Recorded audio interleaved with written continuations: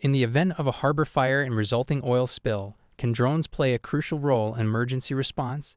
Federal and local officials are confident that they can. A coordinated exercise involving the Atlantic City Fire Department, Police Department, United States Coast Guard, and the New Jersey State Police Marine Services Bureau demonstrates how drones can enhance public safety.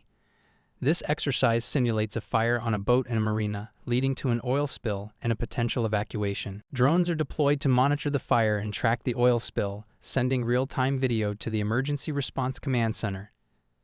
They are also used to monitor the marina and surrounding waters for liquid hydrocarbons. Equipped with public address systems, drones can warn civilians in the immediate area and assist in ongoing surveillance and environmental monitoring. In addition to drones, the Coast Guard deploys boats and helicopters to mirror a real emergency response.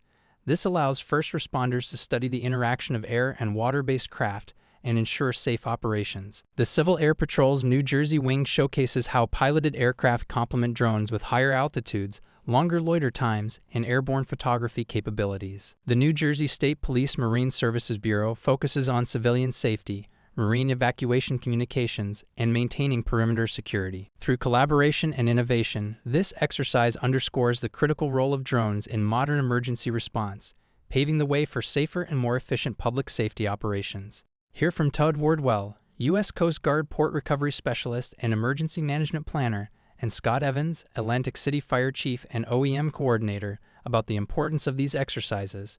They explain how testing new technologies such as drones in real-life scenarios allows agencies to adapt and improve their public safety operations. We do these exercises and we practice with using multiple UAS or drone platforms, as the public calls them.